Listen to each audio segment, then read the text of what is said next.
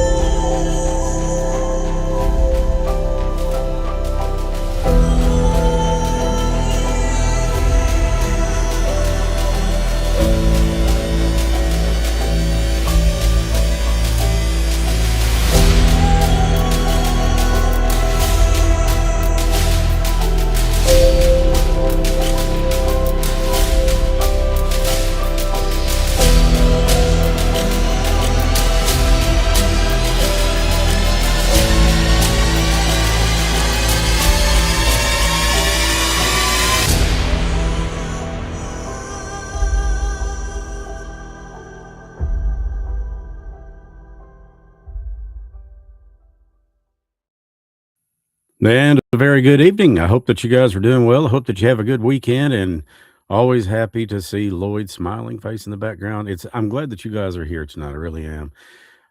We are getting ready here in just a few seconds to debut The Darkest Stories episode 5.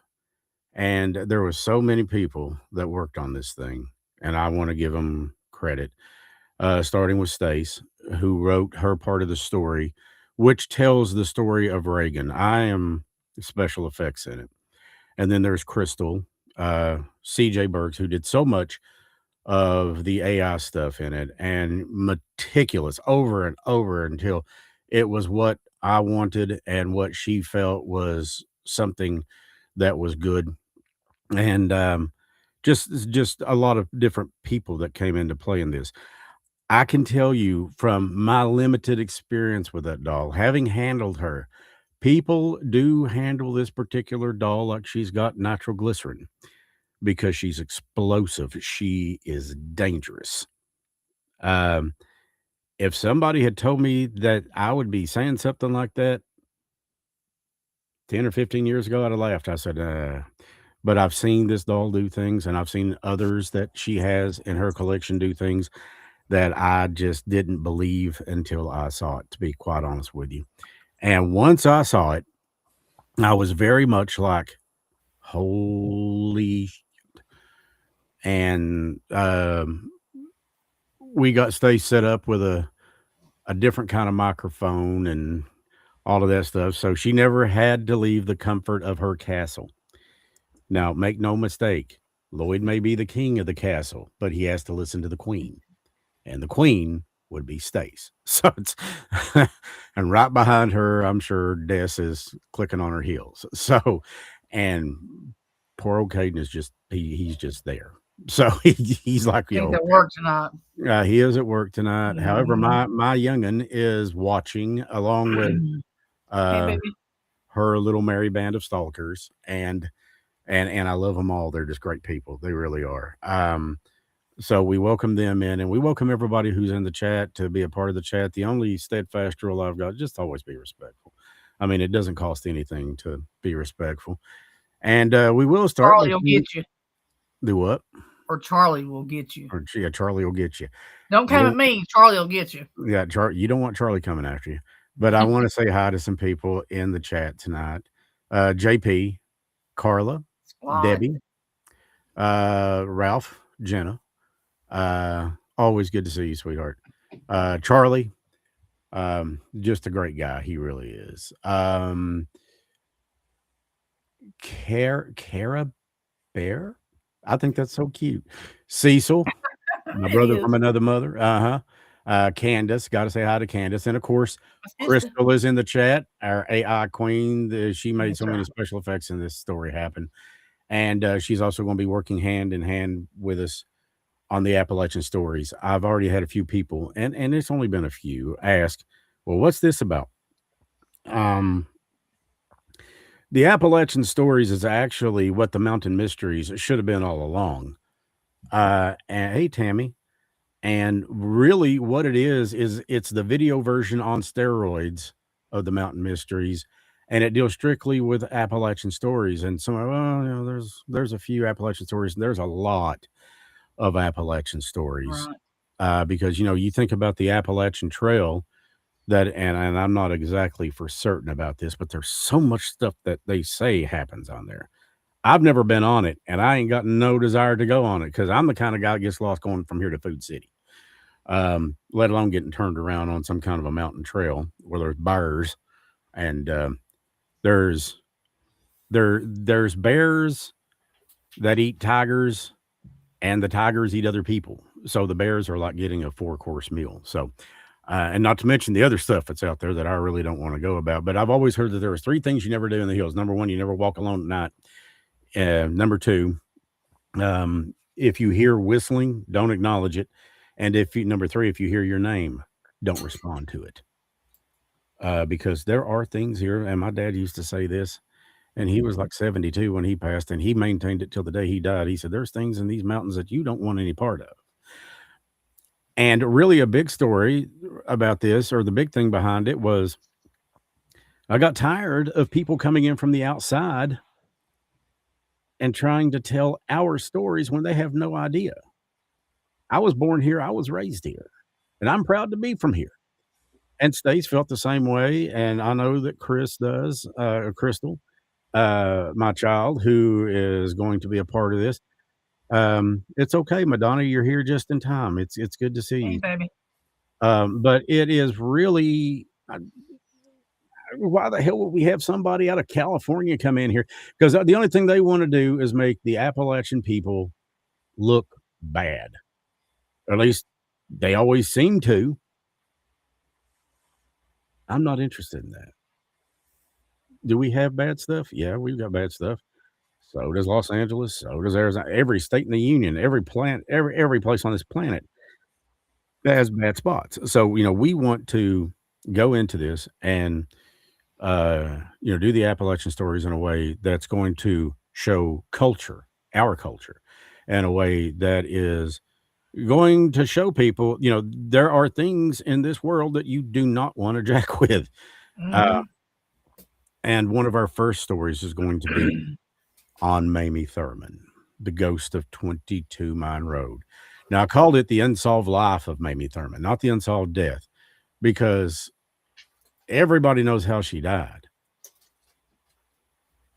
but you're going to see how she lived and why she did some of the things that she did, at least from the point of view that, the research I've done and the things and the people I've managed to talk to.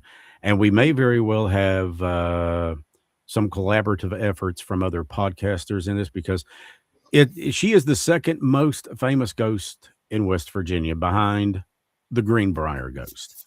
The Greenbrier ghost was cool as hell. They actually convicted a guy of her murder based on the testimony of her spirit. How does that happen? Ed and Lorraine Warren would have had a field day with this. No doubt about it. So anyways, are you ready to see episode 5, The Darkest Stories? The Darkest Stories, I will tell you, is probably one of the darkest dolls in the collection and care of 606 Paranormal, or as Lloyd calls it, Paranormal. Paranormal. Is that it? Is that how? Okay, that's how you say it. Okay, but she is probably, without doubt, one of the darkest states. Would you agree with that? She is. And still dark today. And still. I got a little comment on the end of this episode, and you'll hear it. But I've literally watched her eyes go from the eyes of a doll, which they were jet black and dark, to snake eyes. And that's normally when things are getting ready to get real. Right. So yeah, this has been about a month or two in the making, which for a video of this length is, we took our time with it, but we wanted to get it right. Right. And like I said, my biggest weakness doing this, I've learned so far, a biggest weakness of mine is I want it done yesterday. And I've learned that if you slow down, and, Chelsea and I were actually talking about this the other night. I said, if I slow down and just take my time and say, okay, just breathe. Remember, the turtle wins the race.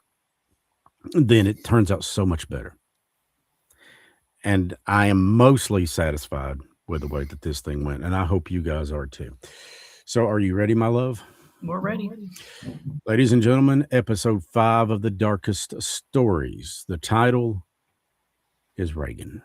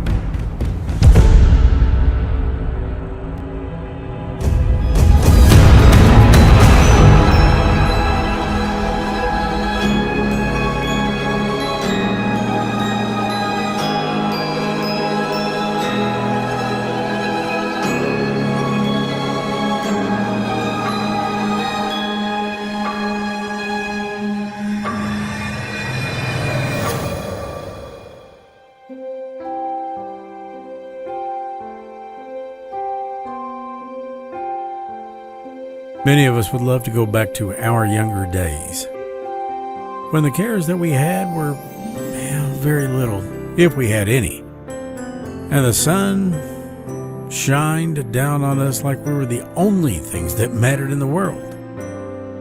Well, I know I'd go back if I could, but only if I could take what I know with me. I had a great childhood. It was filled with love and the belief of two parents that I could do anything that I set my mind to. But not all kids had that. That alone was a stark lesson that sooner or later we'd all wind up learning. That not everything in life is what it appears to be. And that sometimes the things we think will bring us the most comfort can actually be the most dangerous to us, and dangerous to the ones we love the most. I've learned that. Like so many lessons in my life, I learned it the hard way.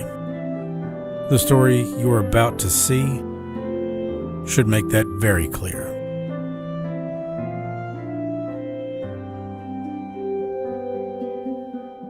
Isn't it amazing? Cause so much fear. Teensy tiny little spider. This is where I spent some time, at least after I got here. My story begins in Ohio. I don't think there's much to tell, but my mama would not agree with me. She thinks I have this little mean streak in me, but really, I just love to play. I can get very angry when someone makes fun of me. Ask Mama's husband.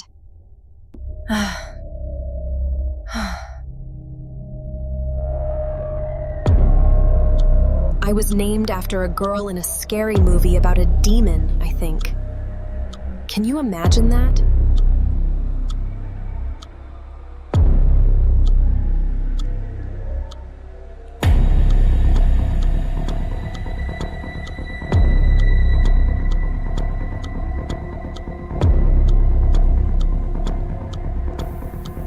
Reagan comes from a family, lived near Dayton, Ohio. She was purchased at a local thrift store there when Alice was a very young girl. They purchased her for Alice, hoping and praying that it would cheer her up a bit, because she was such a melancholy child, always upset and always sad. Alice had named her Reagan after her most favorite scary movie character. We all know which one that was, of course. She'd soon begin to tell everyone that she visited them while they were asleep. And when they would say, "When?" or "How did you do that? I didn't hear you," she'd say, "Oh, well, I was in my doll. I used my doll as a portal. And once I'm inside, well, I can move so quietly that you'd never even know I was ever there. I could watch you sleep. I could watch you do anything I want to." And folks, did I mention that this was all happening while Alice lived at a home for special needs girls? She was staying really angry at this time in her life, and all of her family had thought it best that she get some professional help, especially after she'd done so much violent and downright mean things to her family as well. As much help as she could get, they'd hoped, because they had all grown to fear her and fear her episodes. The next morning, some of the patients had complained. A very small girl would poke at them with something really sharp, and then run and hide. Then whenever they went to go find her, see where she went, or who this girl may be, she wasn't anywhere to be found until they went back to their own bed. There would be Reagan the doll, lying in their bed, smiling evilly, with that malevolent grin and those snake eyes of hers. Then, when they would scream and hide their eyes, poof, she was gone. Little things like this began to happen more and more. It seemed almost every night now.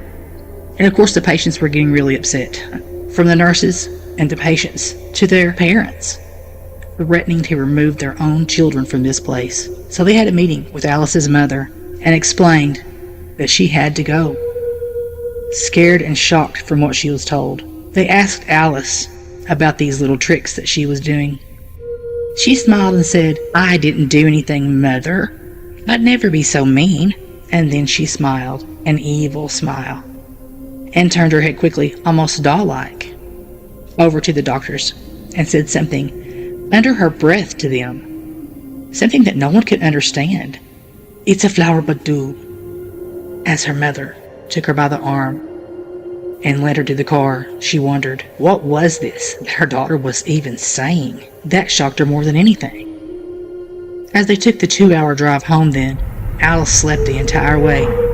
Her mother worried about her, about the actions that she'd done. She worried about her in general, the horrible behavior. She thought to herself, "I'll do whatever I can to help her. I just want to get my daughter back. I don't want to be afraid of her anymore, of our own child." When they arrived home and they walked in, Alice went straight back to her room, giggling and holding REAGAN. "I hope that you'll love it here with our family. We will have so much fun here." Little did her mother know, but fun was the last thing that's going to be happening there. Alice took REAGAN all around the house, in the yard, outside, all around their property. Then she took her to her shed, where she used to hide when they would go and play hide and seek. It was a place that she'd always felt safe. She then told REAGAN, "This will be our play shed, where we can go and play and talk and get away from everyone." Alice noticed her father's gun box was laying over on the middle table, where he'd more than likely been cleaning it and forgot about it again. He'd been working a lot lately, but she didn't bother with it. She was having a really seemingly good time, just being away from that mental facility and all those hateful nurses, doctors, and the patients. Now we can run free at night and do anything we want to, REAGAN. Scaring whoever we want to. She remembered the old radio. She walked over and plugged it in, and it still turned on. She then grabbed up REAGAN and began to dance. They danced and laughed until her mother told her it was bedtime. "But Mother, it's 9 p.m. Why do we need to go to bed?" She said to Alice, "I know that you must be tired and ready for bed, honey." "Well, guess what?" Alice said. "I'm not sleepy, bitch." "Well, Alice, I understand that you've been gone for 1.5 years now, and I know you're 12 years old, but you need to remember this. This is home, and I have taught you rules that you have to abide by to live here." Alice quickly said, "You're right, Mother, and you know something? We need to discuss those rules, because I have changed, and I am not a baby, and I am a different person now, and I get very upset when people start screwing with me. So stop telling us what to do. It's not going to turn out well for you if you don't." Alice was really mad. She said, "I'm sure you're familiar with that old well out on the edge of the property, Mother. That's where you'll be if you don't leave me and REAGAN alone." "Don't threaten me, little girl," her mother said. "I don't appreciate the way that you're talking to me. Now get in the house and get to the bed before that doll right there winds up in the well, and you in another facility." Alice walked in and went straight to her room. She climbed up into her bed, still upset with her mother. "I'll fix her," she thought. And she ended up going to sleep. When she woke up, REAGAN was standing near her, telling her, "Wake up, wake up. I want to run around and explore this place." Okay, I'm ready, REAGAN." Soon after, REAGAN was exploring, and she decided that she'd tiptoe into Alice's mother's room. She looked around all the rooms, everywhere she could. She tiptoed into Alice's mother's room. She walked around and looked through all of her things. She walked up to the bed and stood near her. She began to smile evilly again as she grabbed the letter opener that was lying nearby on the night table. She shoved it into her shoulder and giggled and ran. Alice's mother awoke and panicked. She began to scream with the pain. How can you do this? How? Oh my gosh, there's blood everywhere. Oh my, what have you done? She pulled the letter opener that was still stuck in the side of her arm out and cried out in pain. That's it. That's it. For this awful doll? Alice said, no, I am that doll, and you won't be touching her or me. She walked out the door and went straight to the shed. She walked in and locked the door. She put Reagan down on the floor. She turned on a dim light inside. Reagan asked her, do you want to play with the Ouija board to calm down? Okay, said Alice, as she pulled out the smallest little Ouija board she'd had in her bag. Her eyes seemed darker than usual, and Reagan's eyes appeared again to look like snake eyes. Oh, Ouija board, will someone come out and talk to me? Hey, is my friend Bogey in there tonight? You would like to talk to me, wouldn't you? Do you have any messages for us? It's just me and Reagan tonight. The planchette went from H to the letter E, R, E. Oh boy, so you're here with me? And Reagan, what should we do to have some real fun? The planchette went to G, U, N. It paused. Then it went to G, E, T. Get the gun? Okay. Alice got up and got her father's old gun. This old thing, it would barely shoot a pop can. What could I do with it? It wouldn't hurt a flea. But let me pull up my journal. Let's write some of this down that the Ouija board was saying. She wrote down everything that she'd received from the Ouija board. After writing it, she returned to the board. It quickly went to S-H-O-O-T. Shoot it? Sounds fun. Really couldn't hurt anything. Come on, Reagan. She'd taken the gun and tried to hold it up, but where it was so heavy, she could barely hold it with one hand. It was a heavy old thing. Reagan told her, go ahead and shoot at it. Shoot at it. Shoot at the door. Don't be a scaredy cat. She heard the door trying to open just then. It was her mother. You open this door right now, Alice. Alice pointed to the door with the gun. She said, leave or I'll shoot you through the door. Just then, her mom had looked through the side window. She could see that Alice had the gun in her hands all right. Oh, okay, Alice, I'm leaving. Shoot her and get her out of here. Get her out of our way, Reagan said. I am trying, okay? This gun is really heavy. She held the gun up with all of her strength and managed to pull that trigger. But her hands just weren't strong enough. The gun was way too heavy. It kicked back and it ended up shooting her own self, only an inch from her heart. You could hear Reagan giggling as Alice fell to the ground dead. 1 year later, the family contacted me and asked me if I would be interested in a few items that they had at that place. They explained to me that they needed everything to be completely private, so I agreed. So now we have Reagan here with us at 606 Paranormal. She's been with us now for 5 years, and you can always see her on our Haunted Doll Tour.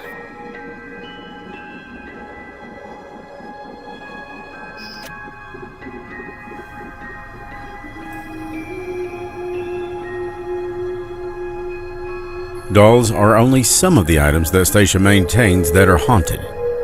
A small piano, pictures with attachments, and more are among the many things that 606 Paranormal maintain that are reportedly haunted or cursed items. Some used in rituals, others have attachments that are unknown. Reagan, along with a lot of the other dolls in the Haunted Doll collection that make up the Darkest Stories, can be seen during the Darkest Stories Haunted Doll Tours, which will be beginning again soon. And of course, coming soon, episode 6 of the Darkest Stories, and it promises to be as chilling as this one. You know, they say that the soul of a thing is defined by what it leaves behind. If that's true, Reagan isn't made of porcelain and sawdust. She's made of shattered glass, cold tea, and the scent of ozone before a storm. I've watched people handle Reagan like she was filled with nitroglycerin. Many of them have heard the stories. Now, everyone has.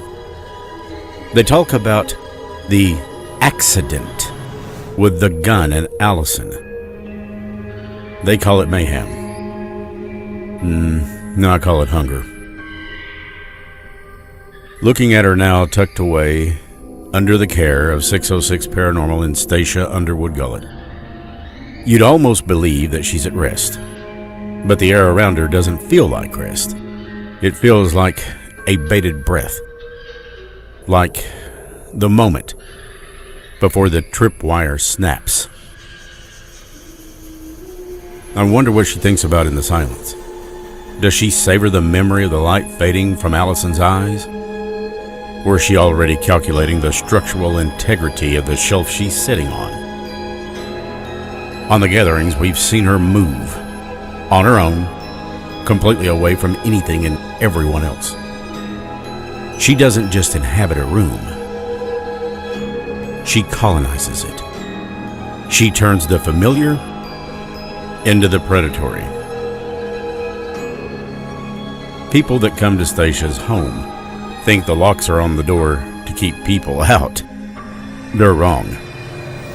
They're to keep the stillness in. Because as long as Reagan is contained, the world remains predictable. Places in the house don't creak without a footstep. The mirrors show only what's standing in front of them. But I've seen the way the dust settles differently around that doll. I've heard the faint, rhythmic thump-thump of porcelain against wood when the house is supposed to be empty. Oh, she's not finished. A doll like this doesn't just retire. She's just waiting for the wood to warp, for the lock to rust, or for someone, anyone, just curious enough to wonder why a toy needs so many chairs. Sleep well, Reagan. I'll see you when the hinges give way. For the darkest stories, and for Stacia Underwood Gullet, I'm Chris Slone.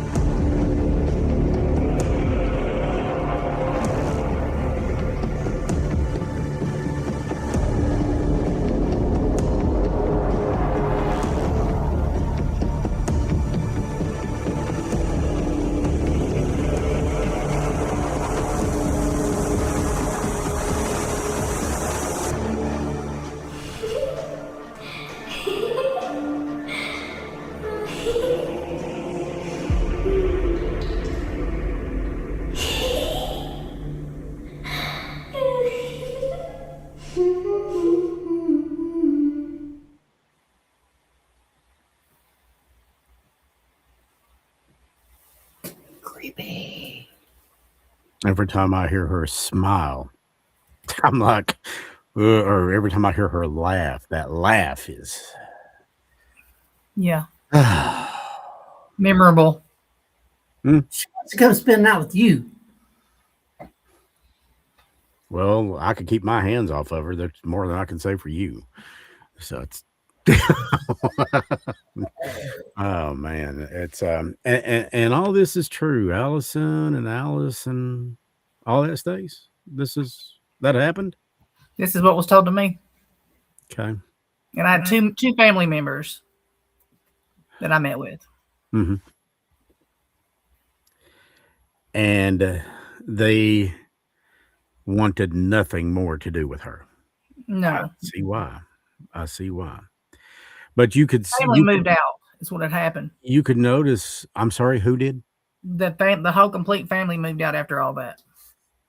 Well, left everything. You could see the little girl go from a little girl that obviously had some issues, you know, as you said, melancholy, and she was kind of problematic to definitely problematic, and it almost gave me the feeling of her being some kind of possessed or at least oppressed. You know, there's 3 stages. There's infestation, oppression, then possession. If I got that right. And she was definitely, I think, right there in the second stage. She was definitely under the control of that doll. Now I have seen people handle her that got nosebleeds, that just, and it's like their whole personality shifted, bam, right now. The doll didn't look like that when she was gifted it. They told me that through like the process of a year that she had made the doll to look exactly like her. Like before she was ever sent. I never even noticed that, Stace, but she did look like her, yeah. But before they ever sent her off, yeah, you know, and she made the doll to reflect her inner self, I suppose. That's how it was explained. She was also she was adopted. They'd adopted her. Oh, okay. Well, we're getting comments in the chat room right now. Chell said disturbing. Hey, baby girl. Now she's even more anxious to meet. Chelsea wants to meet her. She will. Yes. Zora Wolf, who had a hand in on the cinematography in this. She said it gave her chills. And Carla said, well, thank you very much. We appreciate that. Yeah, probably JP. He said, is that the doll in the case that I kept seeing staring at me and moving about 2 weeks ago? Lloyd and Stacia that. She stays in the antique chair. Mm-hmm. That doll is without doubt, out of all the ones that I have been around and handled, and I'm sure I've not been around all of them, but I'm talking Sissy, Agni, I'm talking every one of Reagan is the one that makes me go, okay. Be very mindful. Definitely has her own. She's got her own vibe. Yeah, it's a vibe for sure.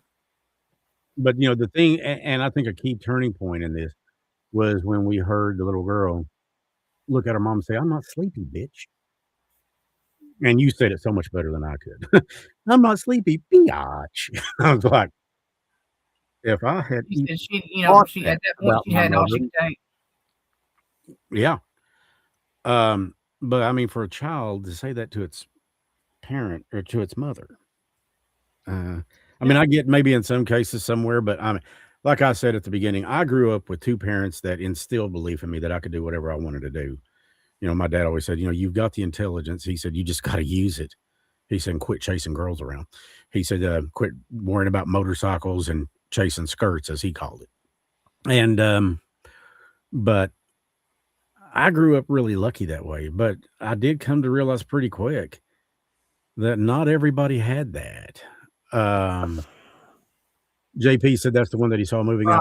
corner of his eyes when he was playing with Choco. Yeah, Every time he comes over, he sees had her dead on, something. and I've literally watched her do this. You know, she'd be sitting there and then she just looks. That head moved, and I was like, I did not just see that, and I I've just got got this footage of her feeling laying her like, head. and I really, this is God's honest truth. I was over there one night having dinner. That doll did that, and I thought to myself, I did not just see that, and I felt that doll in my heart say, "You haven't seen anything yet. Mhm. You're nothing. You That's haven't." probably who thumped you in the back Yeah, when you were sitting there. yeah. I was sitting there in the chair, and it just. Well, JP was there. He saw it. JP came up out of his Every one chair. of us was spread out across, The table, the and it's house, a and good we sized all table. heard it. It's a good sized table. And Lloyd was sitting at one end, Stace at the other. Stace was down there beside of me. They didn't move, and I didn't move much. And JP kind of came up, but I'm not saying it didn't startle me. I'm just kind of used to it because when I go over to Stace and Lloyd's, I kind of expect the unexpected because they feed off fear. They love fear. To them, it's like chocolate cake. Right. It's like I just brought Des in a big old thing of German chocolate cake. Oh, yeah. Speaking of which, next time I come over, I'm going to bring her a chocolate cake. I love my Destiny. She's my girl. But they feed off this stuff, and you got to remember, there's not just Reagan there. There's multiple dolls there. There's Agni, there's Sissy, there's Charles, there's the two dolls that I always, for whatever reason, I'm thinking are from Germany. They came in. Lars. I'm sorry. Lars. Yes, Tobias. Lars and Mm-hmm. what's the other? Tobias. Thank you, Lars and Tobias. There's so many things there, and it's not all. You've also got the little tiny piano that's got something attached to it. You've got mirrors. You've got pictures that I have seen that I just get vibes from. I remember you and I was sitting there one night, and I was looking at that picture. I said, "What's the deal with that picture?" And you looked at me and you said, "You feel it, don't you?" And I said, "Oh yeah, I feel something." She said, "Yeah, that picture's got something going on with it. It's got attachments." But I mean, there's so much of it, and I can't help but think, because you had told me once, very much the same thing that Ed Warren had told a journalist. Why do you keep this stuff if it's haunted? And what Ed had said was, it's better to keep the genie in the bottle instead of just turning it loose out there on the world. And just like we said right there at the end, the locks on your door aren't necessarily to keep people out, it's to keep the stillness in. And I do believe that. So this will be available for anybody to watch on YouTube tomorrow or tonight at midnight, actually. And it's also going to be available on Facebook for a little while, on the Mountain Mysteries Gatherings Facebook, and I think Chris Slone Media. So you'll be able to watch it there too if you want to. So tell some people about it and have them watch it for themselves. And that doll is almost always accompanying Stace and Lloyd at the at the Darkest Stories Haunted Doll Tour. And that will be coming up soon. She's one of the untouchable ones, though. I mean, yeah, I'll have one or two you can touch. Yeah, but that is definitely one that you probably don't want any part of touching. I know Lloyd has handled it, and he's, all joking aside, Well, he's two not a quilts fan of any over of it. them. Yeah, he's not a fan of any of them, but that one is really, yeah. But yeah, she is, she's different. But I'm glad you guys, from what I'm reading, have enjoyed it. It was definitely one of those things where I can see that we're getting better at what we're doing, and it really involves me taking my time and planning it out. And I mean, I've got a great team around me. I couldn't do anything without them. From Stace, writing the stories and doing her part on the voiceover, because nobody can tell these stories like she can. She's the one that knows these stories inside and out, and that makes for a great story. And as far as my little bits go, they're just observations from an outside party. And then, of course, Chris and then, Zora and my kids are going to be getting involved doing some voice work with it too and things like that. But yeah, and I'm always telling everybody, that I work with, give me ideas, because I don't want to be the only brain behind this thing. it just wouldn't be as good. So with that being said, tell you what, let's get ready. Are you ready to do an SBS, my dear? A spirit box session, which I'm I always know. ready for that. Yeah. Well, people are always ready to have you do that, as it turns out. So, let's see. With that being said, The other side.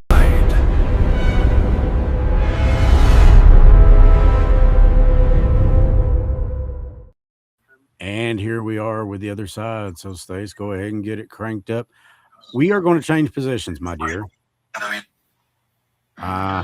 we go. You said And I I'm love going to you. go eensy beensy. I'm going to go eensy weensy like the little spider that. Oh, little spider. Did you see what she was handling at the beginning of that thing? Little spider, that damn thing was the size of a golf cart. Spider was massive. I was like, teensy little spider. And I was like, teensy. I'm gonna start putting some dolls out when we do this, so we can watch, keep an eye on them too while we're. I think that would be a great idea. And If you remember, we did that once for a little bit, and it was always something. I'm sure Lloyd loves that idea. You forgot to stick your tongue out and do the thing. Yeah. There it is. Okay, I'm going to minimize myself now. And I am minimized. Oh, there's Reagan in the background. That's her. Don't be freaked out if her eyes actually go snake eyes. It happens. And she's right beside of Enzo. And even Enzo's like, get away. Reagan, can you come through the spirit box? Does it hear me?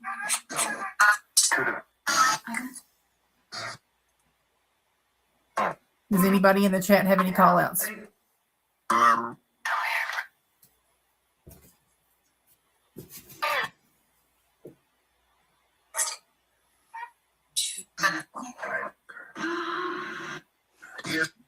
Reagan, if you can come through for me, can you tell me what your owner's name was?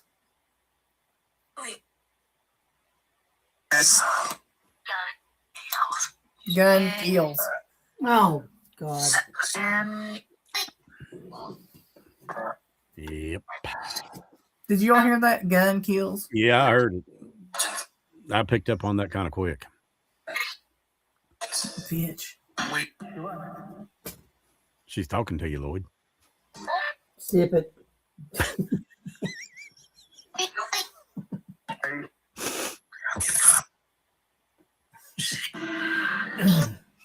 Kill. Hear that little voice?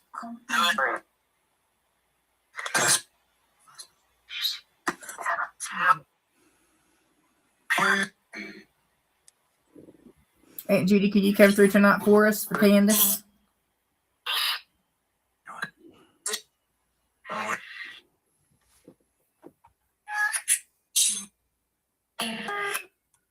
Reagan, we can still hear you coming through.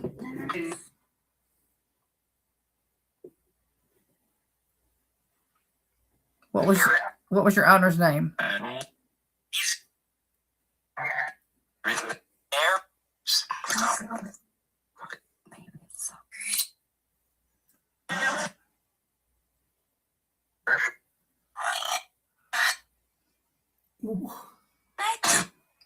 Maybe so.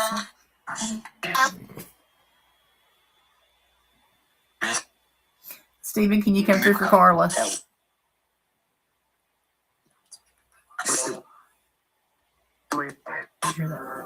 Mm-hmm.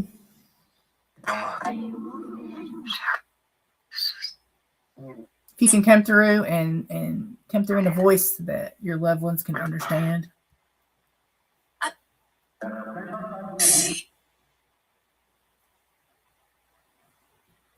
Yeah, Aunt Judy, Uncle Jackie isn't doing too good. That's for sure. We were just talking about that earlier.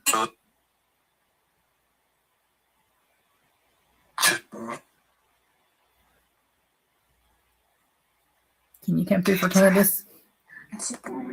She'd love to hear from you. Yeah, that's true, Don. Yeah, that's true.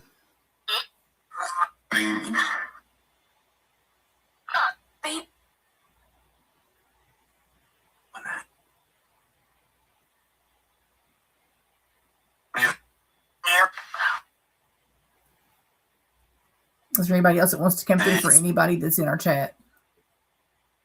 That's a good story. Did you like the story? I thought I had her say, "Yep, this is good stuff." She said, Oh, okay. it's a good story. Oh. Well, we're the ones that wrote it. Reagan, who is your owner?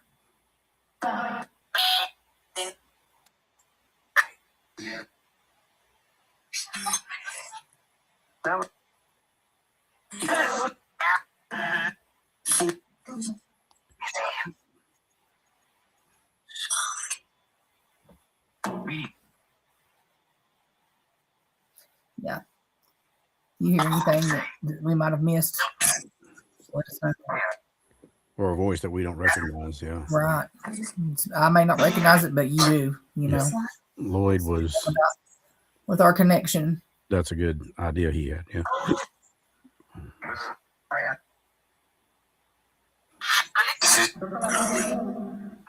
Howdy. Stephen, if you can come through with some kind of a message for Carla that she could understand. Can you say her name or your kid's name? Something that she can understand. Babe.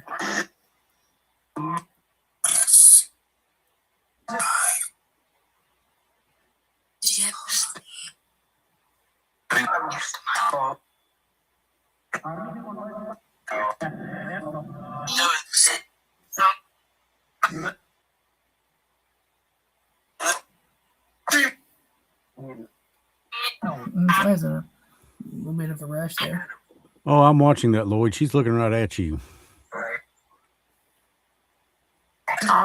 Seriously, everybody look at Reagan. Now, I don't know this for a fact, and maybe I'm off here, but it seems like earlier she was looking at Stacia. Now, she's looking right at Lloyd. You are what she called Mama's husband. She won't even refer to you by name. I'm so sorry that you've had to go through that, Charlie.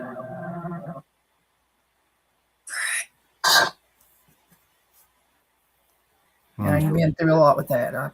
I hate that so bad. Yeah, I am sorry. I can't even start to imagine that.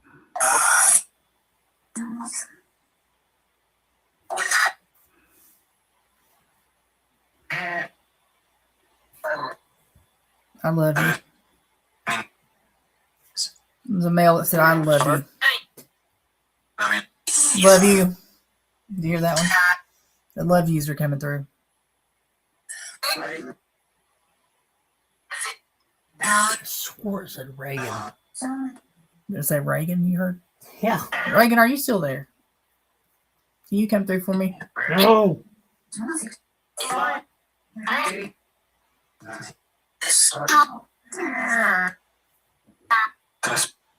Sounds like she's got gas. Could be. You sure do. Easy on them pizza burgers there, champ. That's Lloyd. Don't matter. It don't matter. Okay, now she's not looking at him. She's looking closer into the camera now. Oh my gosh. Did I just see her head move? Move for us, Reagan. No. Go over and give Lloyd big smooches.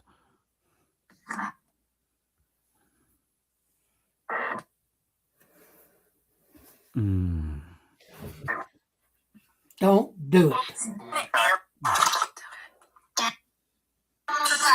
Stacia, I was listening. I was going to ask if her eyes were normal or if they were. Me too, Madonna. A toilet paper one. Remember that donut thing I showed you? Oh, I didn't show it to you yet, did I? Oh, I showed it to Madonna, so never mind. You never showed me anything. Well, you don't get to see it.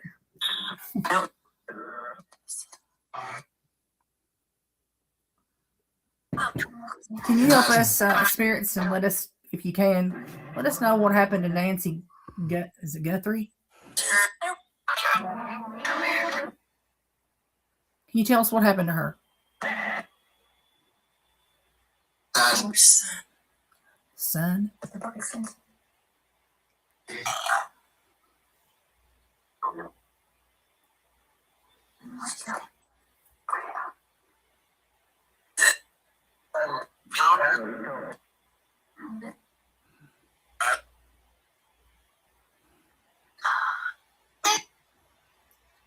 If she was unalived, can you tell me who did that to her?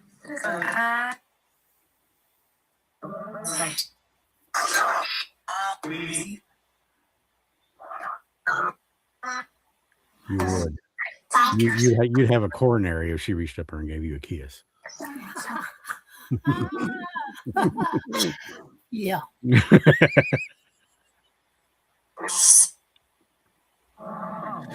Take her golfing with you one day. Put her in the golf cart. Where is? Can you tell us where Nancy's at? Take her to the woods and then. Is that what you call a birdie? If she's unalive, where did they put her?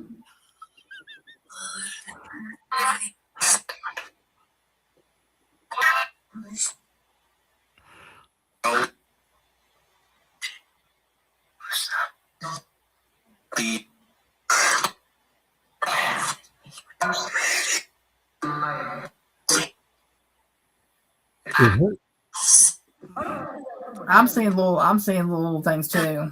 I just watched her head kind of cock over to trying one not side. to. I just watched her head just kind of go. She just cocked her head to one side. I guess it's her right I'm side telling y'all, if she moves again, you'll see Lloyd fly. or her left side. Yeah.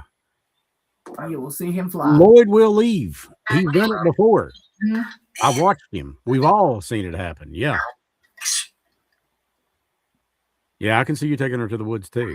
I'm not gone on that. Uh-huh. Yeah. That'll fly like a Hindenburg. I'm thinking about dragging her behind the truck. Here. She'll rip the bumper plumb off that truck. You see our little. Oh, that's cool. A little tumbler. Yeah, Dice Paul got from for Christmas a couple years I ago. like that. Yeah. Somebody very close to me got this for me. That's right. From the originals, the best ones. That's when we was babies. Yep. The Star Wars cup.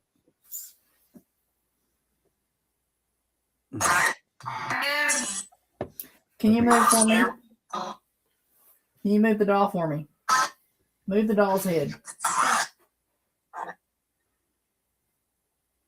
Yeah, she's looking at Lloyd. Mm-hmm.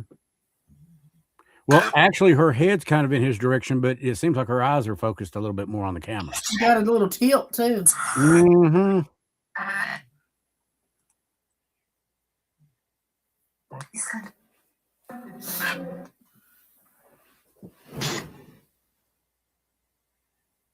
Does anybody else want to come through for anybody that's here with us in the chat room? Hey, Chas. Go ahead, get a little closer there to her. See how her eyes are sparkling, kind of like they do that changing. She does that when she looks at Lloyd. She thinks he's sexy. You need to stop.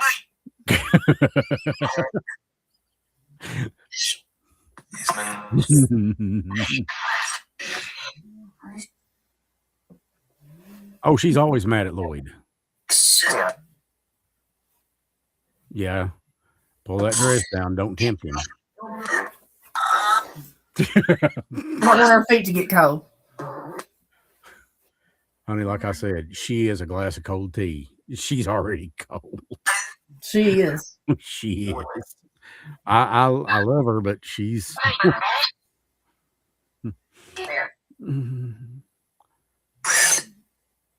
Well, that sounded nice. Yeah. Missing. Gosh. So, can you all tell us what happened to Nancy Guthrie? Where's she at? Oh, she loves scaring Lloyd. She loves scaring anybody she can. I'm surprised Enzo's not growling at her. But he's on logs. Yes, on logs. Yeah. Yeah, Angie. Bubba, can you come through for your mama?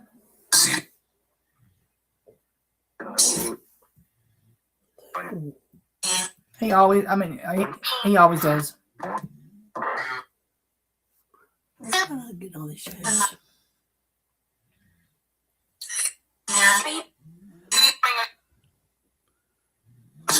Lloyd, you can always ask her to go to sleep. That way she can do to you what she did to Alice and say, I'm not sleeping, bitch. Yeah. You So don't know Carla what- and Crystal both say that her eyes kind of look red. They're black. And Zora said, like you do me, Mom. Wow. Got that evil thing going on, huh? You don't know what all it takes for me just to sit in this room.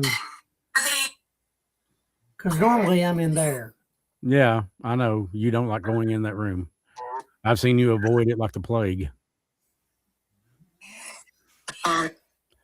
It really doesn't bother me to walk in there, but Either. I know I got Stace on my side, and she knows what she's doing. So she knows enough for the both of us. So I'm okay with it. That other one keeps turning her head over here too. Which one, Lloyd?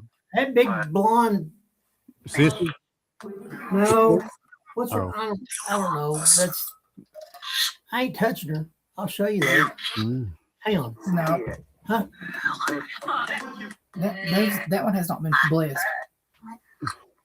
So I wouldn't touch yet. Now, has Reagan been blessed? I'm not touching her either. Mm-hmm. Absolutely. Absolutely. Absolutely don't care. I ain't touching her. But if you're there, your mama says that she loves and misses you. Can you come through for her? Tell us your first name. What is this doing? Can you come through for your mama and say something that she would recognize?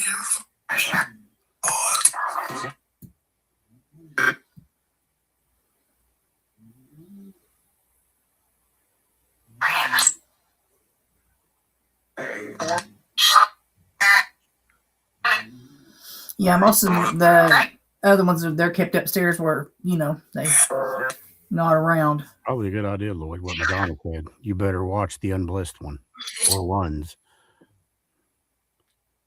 I still want to bring you that thing that somebody sent in my truck. That's awesome, Angie.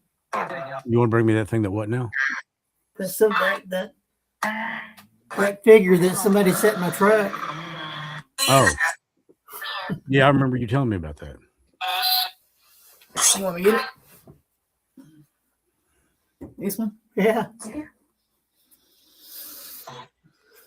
And you still don't know who put that in there? No. Did they put it in the bed of the truck? Yeah. Okay, that's twice that I know of.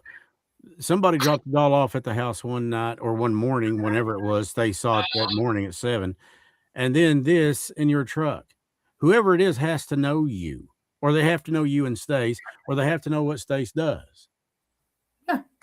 And the thing about it is, everybody knows me. Thing about it is, though, Yeah. is I've got that bed cover on, and I guess they opened the tailgate or something because I heard something rattling, and I was like, "What the heck is this thing?" There might be somebody trying to do a practical joke on you. Yay! Yeah. Not that anybody would do that. Oh, no, not at all. Did you hear that? Mm-mm. What's that? Stab. No. Lovely. Here Enzo. Putting his snore on the. Now I'm telling you, the doll moved again. Look at her head. It's a little more this way. I'm gonna start. It's not uncommon. And watch.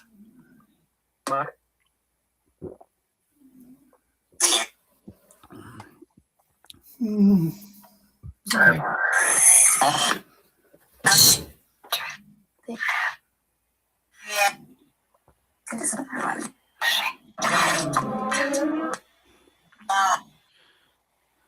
Yeah, Nikki, if you could come through for us, tell us who's responsible for doing that to you, honey. Daryl. Heard that.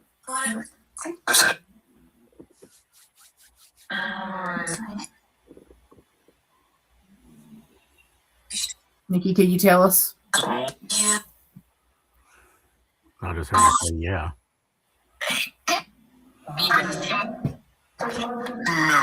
Who's responsible for your... I hate to say it. I hate to say it like that. Look at this. Who did that to you? Yeah. Staring at eyes are staring right over you. Which one? That one in the blue and the brown hair. Oh, yeah.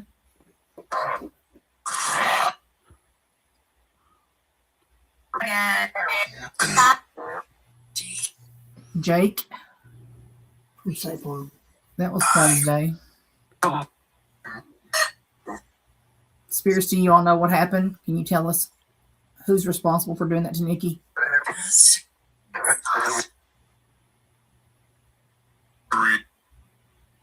Can you give me a name? Or initials. And to answer your question, Madonna, no, I did not do that to Lloyd. You said C. C. Can you give us initials if you can't tell us a name? It's like P. I thought it was P or B. C, B, C, P.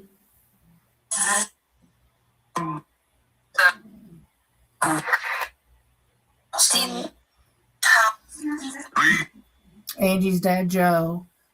Are you glad that all your kids are coming together and know about each other now? Said something about a kid right there.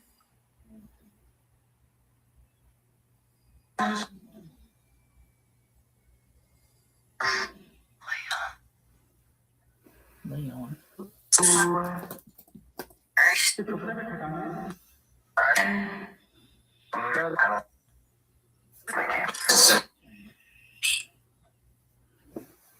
Does anybody else want to come through?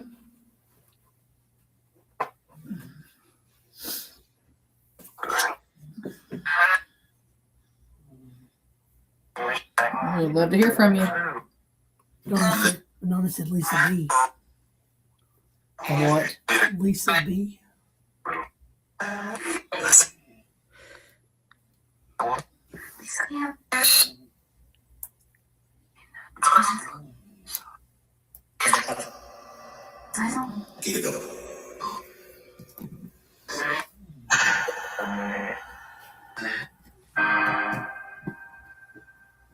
There goes our music again. What will be without our music?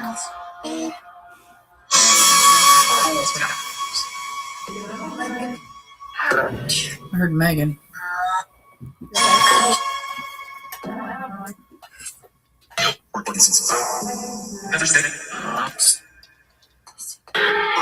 Does anybody else? We're together. I'm Jeff. Jeff, do you have anything you want to say?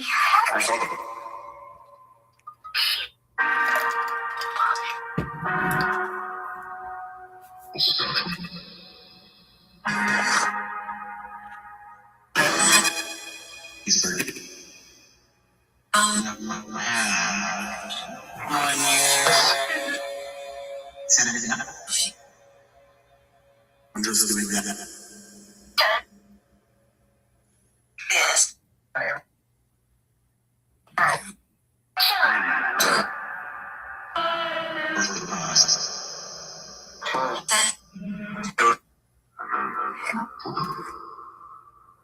It's been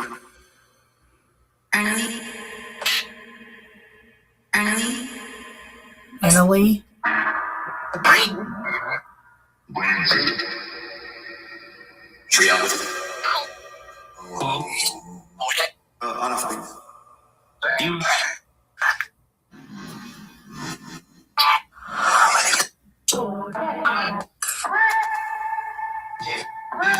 Jeff, did you know that Amanda broke her ankle?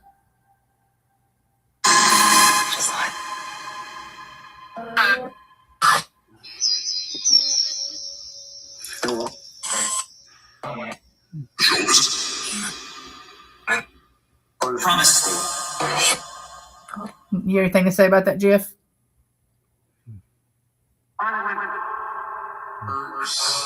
It hurts.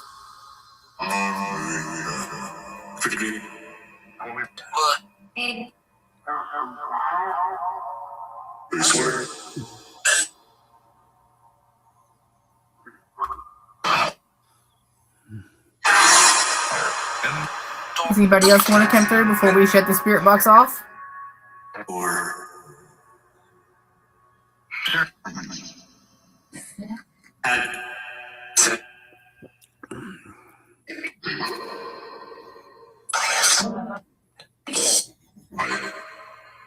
Hello.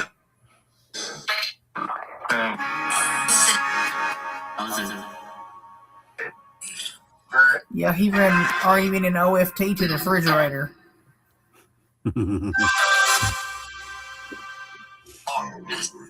Must be snack time. Something Annie. Something about run this by Annie. For that.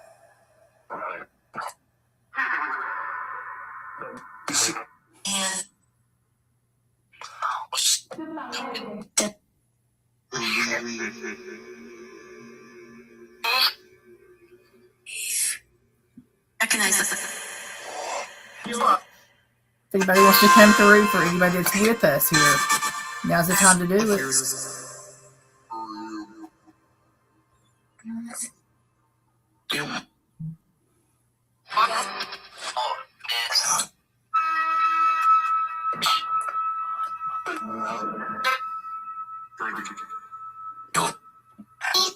Stephen, would you like to say anything to the children?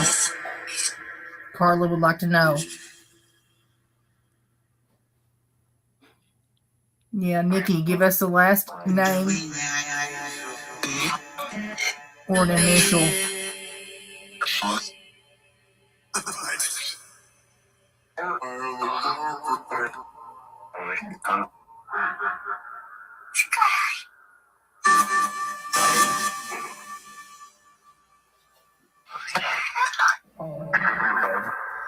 I've heard that come through a couple of times, Angela.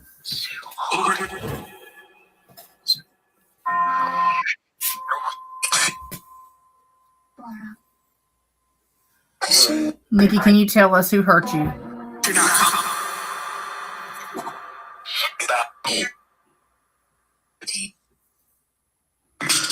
T. Everybody hear that one?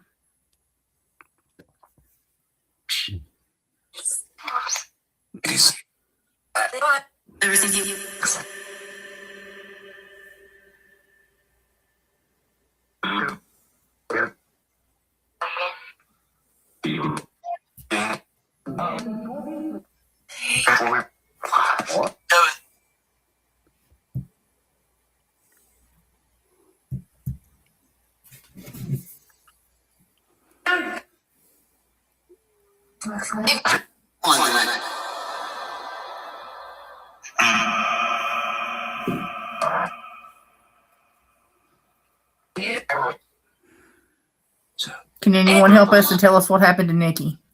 Actually, who did it to Nikki?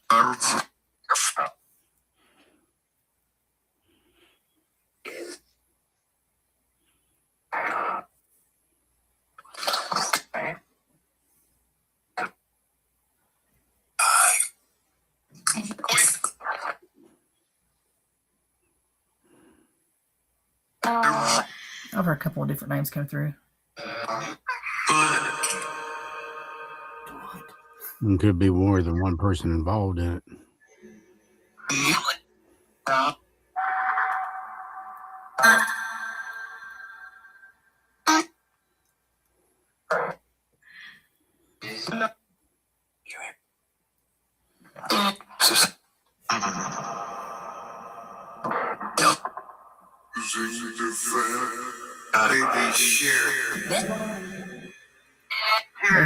They shared it. Terry.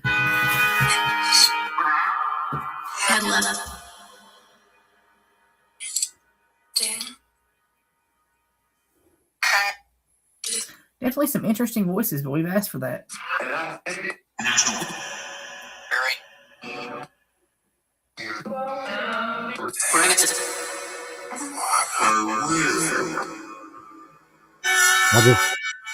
I just heard the word or the name Francis. You can't laugh.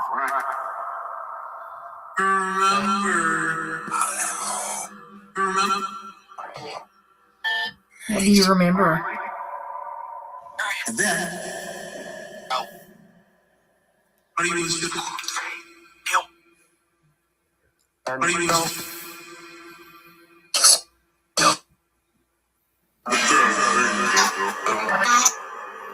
Doug, can you come through for Carla?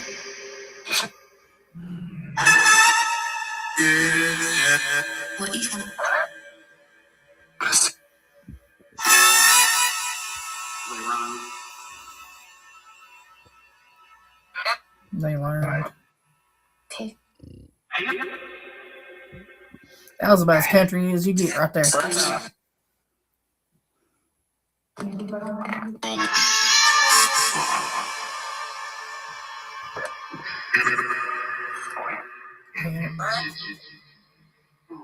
Oh, dude, she is staring straight on it. Mother's name was Francis Diane. Oh, okay.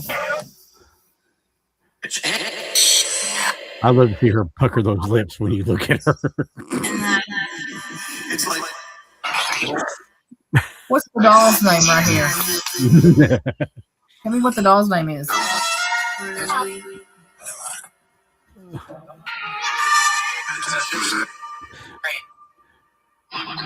Did I just say Reagan? Mm-hmm. Yes, it did. Yes, it did. Oh, That God. was plain as day. Lloyd, she's trying to give you some tongue action.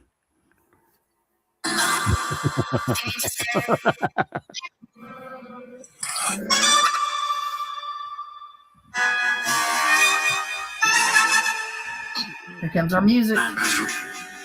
You gonna give us a music breakdown? You and I need to collaborate and direct a film together about these dolls.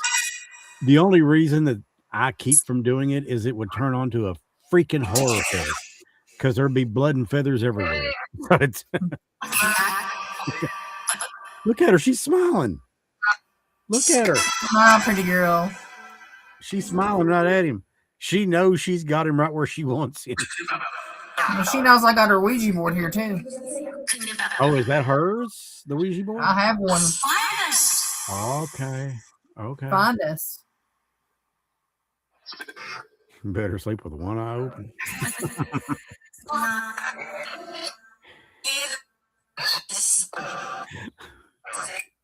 You're going to wake up with her on top of you, riding you like a Harley on a 7-stretch of bad highway.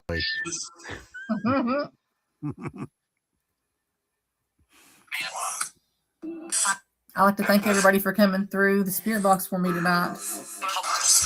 Does anybody else have anything to say before I close? Always want to get out of there. I'm pretty sure. You come through now for me. Is that Lloyd? Okay, now she's not smiling. Oh, yeah, she is. Okay. You have anything to say to your loved ones?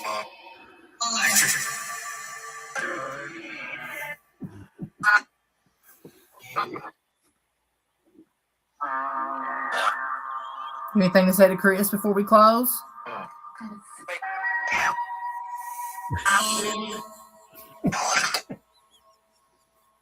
I said, listen, spray fart girl. Leave it to the Lord. Not even the Lord knows what he's going to do next. God, she's going to get me. I don't even want to know. It's going to be bad. Uh-huh. But you're good at it. The bad part, she knows Oh, where we she live. said, Lloyd, you're a doll lover. Madonna's throwing down the gambit. There's Harold.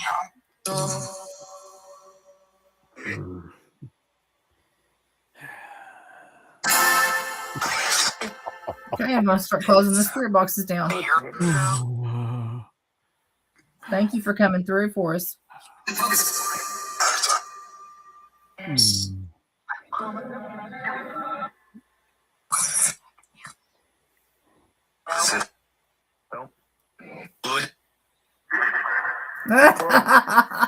What'd he say? Lloyd. Whoa! Where did that come from? Yeah, it was plain as day, wasn't it? Yeah, the whole table jumped.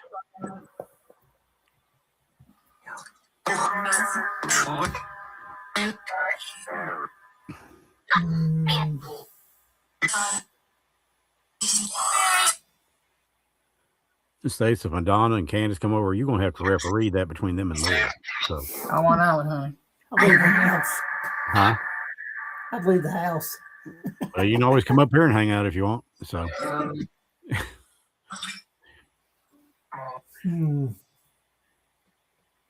Reagan is uniquely unique. That is certain. Oh, and if I came up, you wouldn't give me a hard time ever. No, of course not. I'm your friend. Right to the end. Reagan trying to get Lloyd's attention. Yeah, she's doing it. Yeah. Oh, she's got his attention. Trust me, he's. Yeah.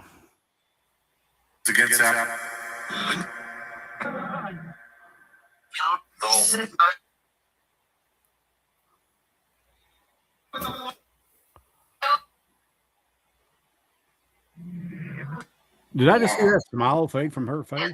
I did. I'm pretty sure I just saw it. She's just looking at him. She's got that "what you gonna do" look on her face. F around and find out. I get that look every day. I was gonna say, don't test her. Don't test her.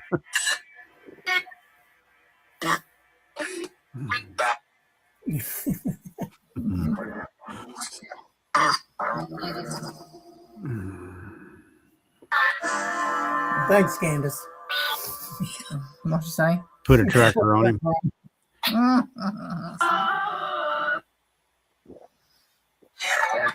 Thank you for coming to the spirit box for us. We love you. See you. We'll see you next Thursday.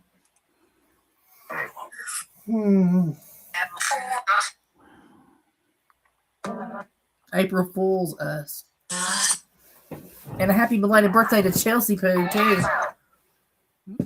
Yesterday was her birthday. Happy birthday, Chelsea. Hey! Don't know if she's Love still you, in here. baby. Love you, bunch. We love you, girl. I love you so much. Well, I have to say, as far as the ones that we put on tonight goes, pretty well. It went pretty well. I'm glad you guys did enjoy it, and I'm glad that you guys enjoyed what Stace does and the meaningful insights that Lloyd always gives. So meaningful. Mm-hmm. Well, okay. As he sits there with his head buried in his hands. Good one, Candace. Oh. We don't have any of those. We'll put a doll in the cars and the golf cart. Oh, God, the golf cart. Now you're really getting personal. Okay. Reagan is saying, look at me, big boy. Maybe a little tongue action there, a little. Like the devil tongue. Yeah. A little fork tongue. A little forky tongue. Uh-huh. Oh, he loves it. You know it. Come on now. That'd be great. Yeah.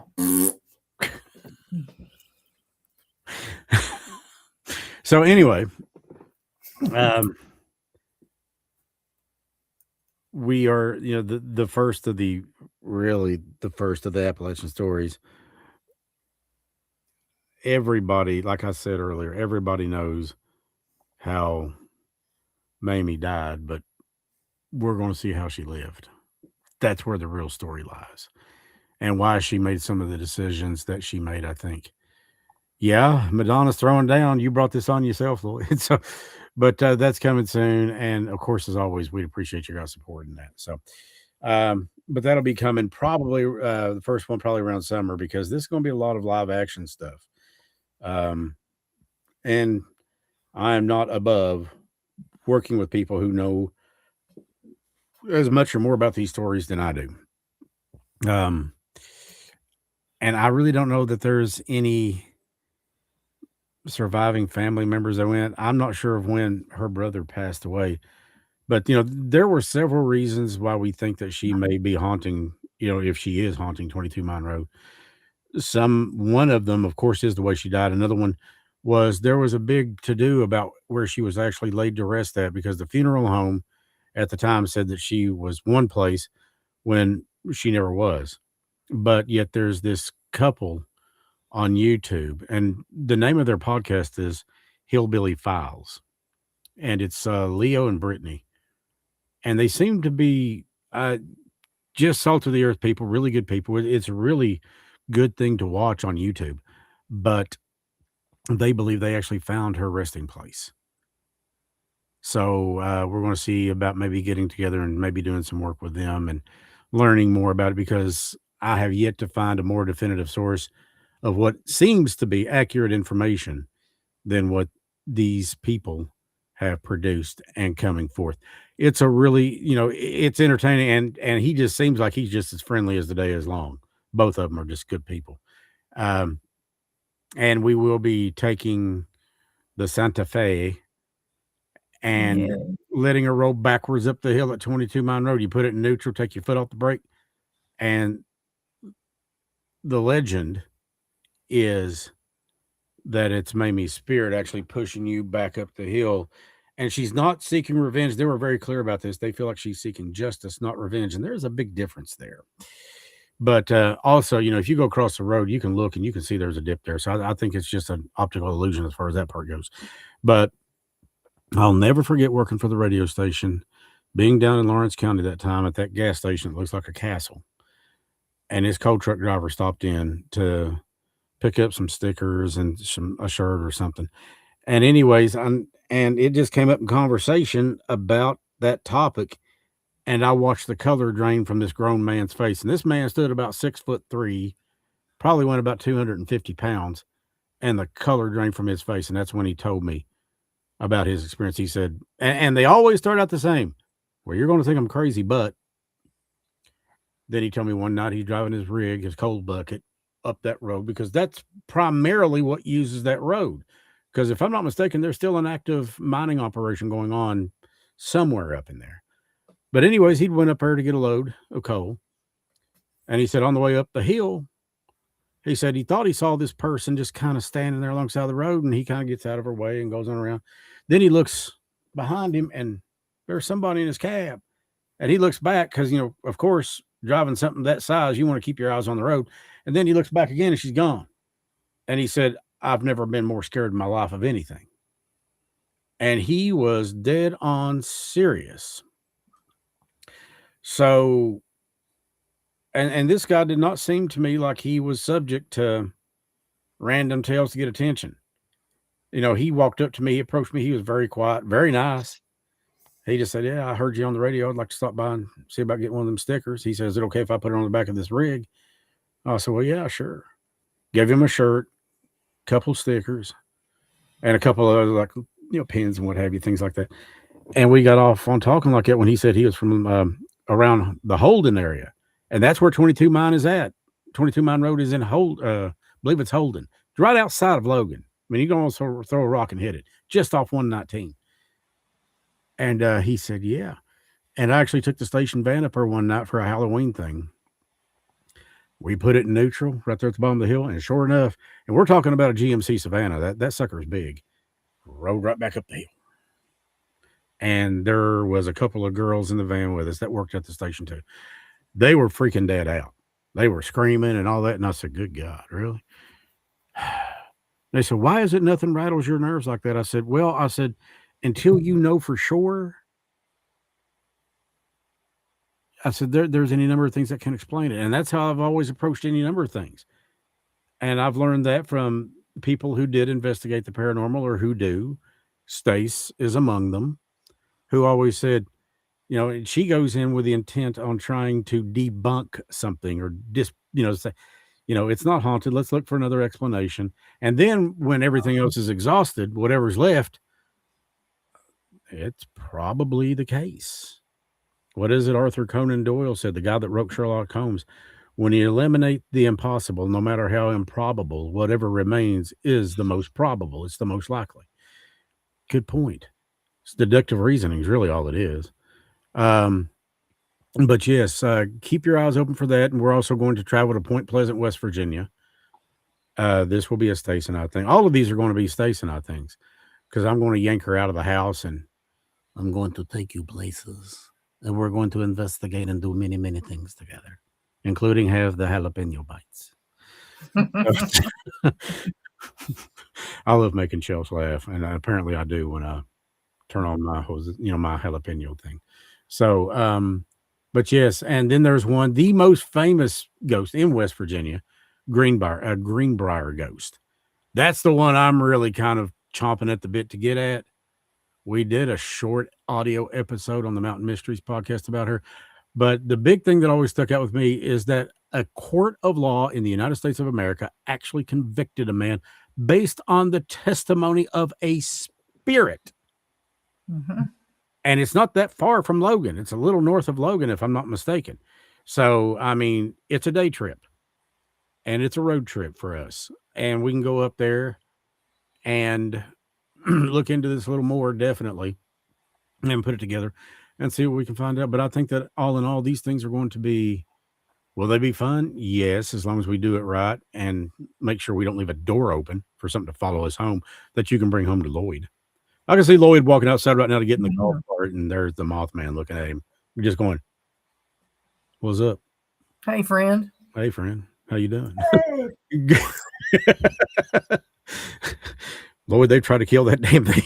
They've tried to kill him for ain't nobody done it yet. So, and I really don't think that, I mean, just a matter of opinion, but seems like the Mothman shows up before disaster happens. I mean, he was in Point Pleasant the year before the Silver Bridge collapsed in 60. Yeah. I think it was 66, December of 66, right before Christmas. I can't help but wonder if he was trying to warn people. Mm-hmm. And then, of course, where is he from? Well, that opens up a whole dimension of interdimensional theories and things like that, because at the same time, people were seeing lights in the sky, men in black, and all this stuff. You can go back and research this stuff yourself. I mean, I'm not telling you anything that you can't find out for yourself. But there's a lot of things there. And I have been to Point Pleasant. I have been to Jeff Wamsley's place, the Mothman Museum.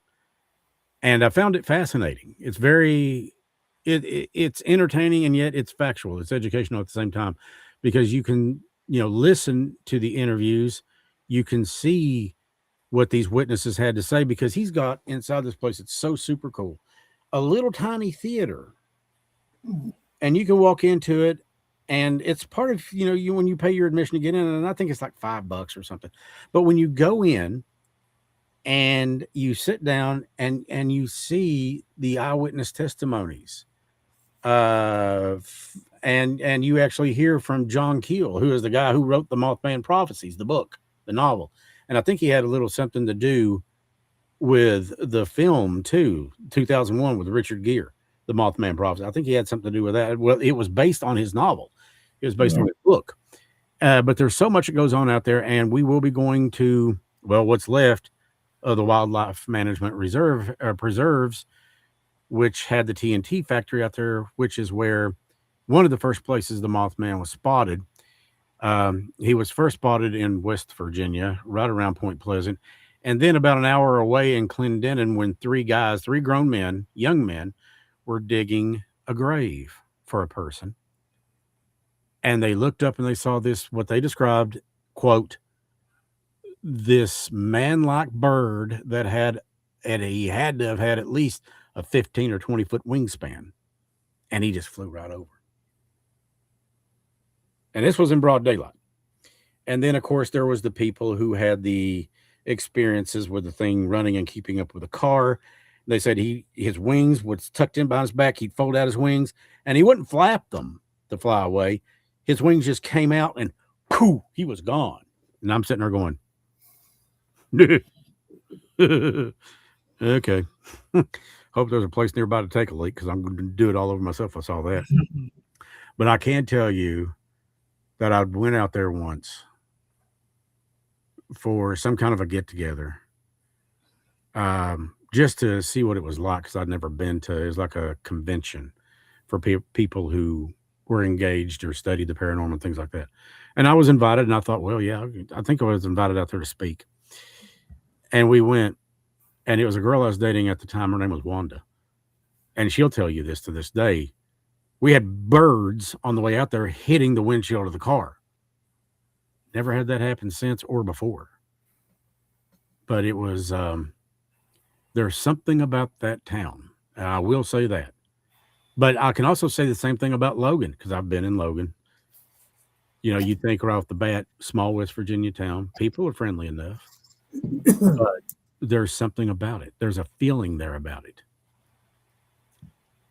You know, and that goes back to maybe it's residual, because, I mean, there's a lot of history there. A lot of history, and some of it's pretty dark. You know, so, you know, there's all kinds of things that we're going to look at when we do this, but I really look forward to bringing these to you. And I'm sure Stace does too, and Crystal does. But, you know, this is a family. It's a team effort thing. And like I've said, I don't have anybody that works for me. I have people that work with me because they believe in this stuff too. And I think that sharing the Appalachian culture, the stories that have been passed down. I mean, we've got 315 million year old mountains. I'm pretty sure we're not going to exhaust the stories anytime soon. And each one will be different from the last. So we really look forward to doing that and bringing our culture and heritage out there in a light that isn't, you know, that has nothing to do with the way that the media has made us look before. Because I'm telling you, I've been to Los Angeles, I've been to New York, I've been to Florida, I've been to Texas and all these places. There's no better people in the world than are right here in these mountains. No better anywhere. The people work hard. Now, do we have some that don't? Yeah. But most of them, they do. And they believe in family. They believe in God. They believe in love. They believe that that's going to wind up taking the cake on everything. And that's what I love about them. And that's what I love. And that's why I'm so proud to be where I'm from. So, and we want to tell the stories in a way that will do the people here justice, both who are here and who have went on. Because I think there's so much more to Mamie Thurman, just as an example, than what we've been told. Everybody focuses on the belly ribs. Everybody focuses on the fact that they say she had different lovers. Well, if that's the case, and remember, she's not here to defend herself, but if that's the case, did anybody ever ask why? Did anybody ever realize the fact that her mother died when she was 4 months old? Did anybody ever ask about her father, who always tried to find, apparently, his problems solved at the bottom of a bottle? Did anybody ever ask about the relationship between her and Jack Thurman? Did anybody ever ask why she felt the way she felt? And did anybody ever stop to think that she was at one time so much more than a legend or a ghost? That she was a human being. She was a person. Those are questions that we're going to look into. Those are the things that we're going to ask. And those are the things that we're going to tell the story based on. And some of it may be a matter of opinion. I'll tell you that up front, and I'll tell you that when the films are done and when they're starting, when you're watching them. Maybe an opinion, but the opinion I've got as to why she was the way she was, if she was that way, makes perfect sense, I think. I've ran it by Crystal, I've ran it by Stace, and both of them seem to think, yeah, that would make sense. And then there's the Greenbrier ghost. You know, the court actually convicted a man based on that. And that was in West Virginia. But West Virginia, Kentucky, Tennessee, Florida, Georgia, even Ohio, Pennsylvania, this is all part of the Appalachian story. It's all part of the Appalachian, what I call the Appalachian corridor. And I consider it to run from Maine pretty much down to Florida, and it's almost as wide. There's a lot of mountains here. There's a lot. So we look forward to bringing these stories to you, and we hope that you'll be there to watch them and enjoy them and appreciate them. And now, are we going to change a thing? Maybe, maybe not. But the one thing that we can change maybe is somebody's perspective on why things are the way they are here. Am I looking to change the world? No. But I am looking to tell the stories in a way that doesn't make the people in this region, in the Appalachian Mountains, look like a bunch of backwoods podunks, because we're not. I know people that have studied their ass off and that have worked their ass off in this region, and that are wonderful human beings. Wonderful. And I know a lot of people that don't judge. I can't say that about everywhere I've been. For God's sakes. I mean, when I was in Los Angeles and I told them I was from Kentucky, the first place they looked are my feet. And I said, oh, yeah, I've got shoes. I said, I've even got an indoor outhouse. I got shoes for schooling and such. And yeah, they got the point pretty quick.